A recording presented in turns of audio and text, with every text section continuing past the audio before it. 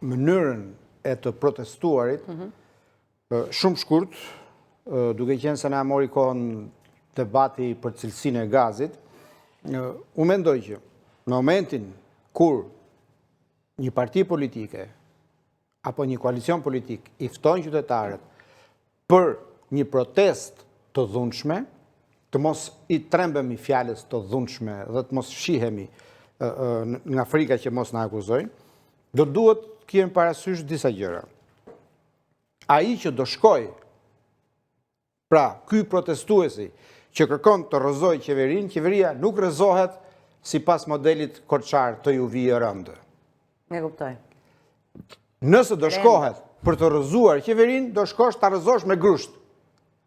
Polici që është ngarkuar për të mbrojtur qeverinë do kundërpërgjigjet. Dhe në këtë rast, protestuesi nuk shkon me lule, polici nuk është me parfum. Ndoqa rrëfimin e kolegu ton Felixit. Po. Unë jam gazetar që kam mbuluar protesta, që nga 93. Kam rënë prej dhunës, kam ngrënë gur në kokë nga përleshja, kam ngrënë shkop gome nga policët. Gazetari sërish e merr parasysh riskun që kur shkon të mbuloj të tilla ngjarje mund bjerë edhe viktim. E kuptoj. Siç shkon ai në luftë. Jo në demokraci dhe paqe. Ta mbaroj. Në luftë nuk po ngatroj pra jo, po nëse duron ta çoj deri në fund fjalin. Në luftë. Ajo që është e rëndësishme në të tilla ngjarje është që kjo nuk është një luftë. Kjo protest, edhe e dhunshme, është pjesë së lojës së demokracisë. Është mekanizëm i njohur në demokraci.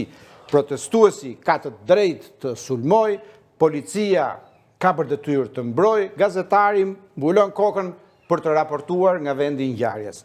Por ka një protokoll në përdorimin e dhunës, sepse ai protestuesi nuk është armiku i shtetit